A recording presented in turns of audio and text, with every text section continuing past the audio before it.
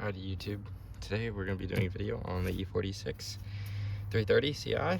So I'm going to be showing you guys how to adjust the parking brake so that you don't have to like pull it all the way up so that it even slightly grips the wheel or the brakes. So we're going to start with the first thing you need to do, which is obviously take off the wheel. So you're going to need, this is what I have. You can use the stock one if you don't have one of these. I find this works better because it has better leverage. So first you want to loosen all the bolts, and then you want to jack it up off the ground. So I'm going to go ahead.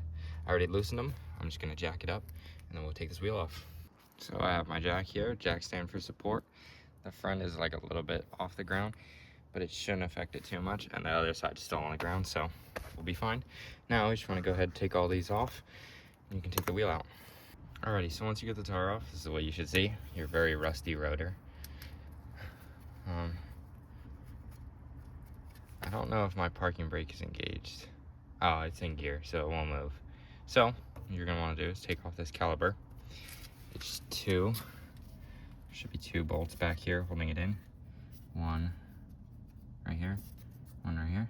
You want to take those two off. Let me figure out what size they are and take them off. Alrighty, so it is a 16 for the top one. You don't have to use the extension, but for the bottom one, I'm gonna have to use it because this brake line's kind of like right in the way. So I have to use the extension so I can move the ratchet out this way so that it doesn't, so it clears the brake line. So I'm gonna go ahead and do that. So most cars will have, there's a little bolt right here that holds the rotor in. I went ahead and removed it while this is still attached so that this doesn't move when you try to remove it. So go ahead and remove that now. And then for this, you're actually gonna have to get a normal wrench because this won't fit even with my wobbly socket thing on. I'm gonna try to undo this one and move this one slightly this way, but if I can't, then I'm gonna have to use a wrench. Alrighty, so once you take the rotor off and the brake, I have it sitting on a jack stand so that it doesn't dangle from that cable. You're gonna wanna, you'll see this, right? And you're gonna wanna twist it up to adjust it, and it'll tighten it, but make sure your brake inside the car is not engaged or it won't work.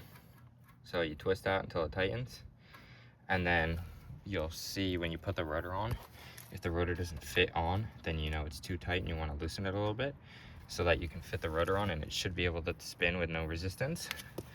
So I'm gonna go ahead and do that. We'll be back. Alrighty, so once you adjust that, you put all this back on, make sure it still kind of moves. Put the brake back on. So in here you're gonna come lift up this boot and you'll see 1, 2 10 millimeters. You want to go in there and you can adjust it so that when you pull this, it doesn't like go up all the way, it only goes up like that much, which is really nice. So you can adjust that and then put everything back on and test it. But that's gonna be it for this video. Thanks for watching, and we'll see you in the next video.